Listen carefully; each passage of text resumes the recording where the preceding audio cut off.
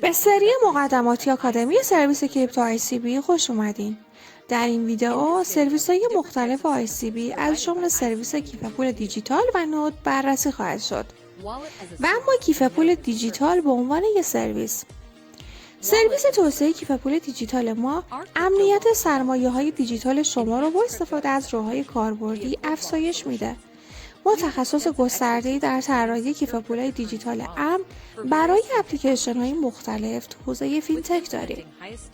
اجرای موارد امنیتی با استانداردهای بالا در کیف پول دیجیتال باعث میشه که شما مدیریت ایمن و تراکنشی معتبر داشته باشید.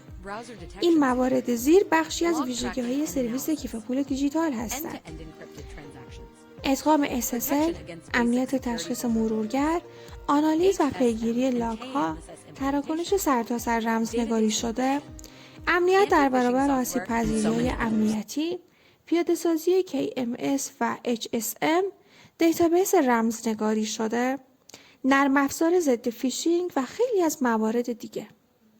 و اما نود به عنوان یک سرویس، ما به شما به وسیله یک ساختار اطلاعاتی بی‌نظیر قدرتی میدیم که مناسب فضای بلاکچین و برنامه‌های ارز دیجیتال باشه. ارائه کننده سرویس نود به عنوان یک آلترناتیو تو این زمینه برای نودهای بلاکچین عمل میکنه. ارائه کننده ابزارهای توسعه ساختار اطلاعات از تأسیس و مدیریت نودهای بلاکچین استفاده میکنه. با استفاده از این سرویس شما بلاکچین و برنامه‌های ارز دیجیتال خودتون رو تقویت میکنین.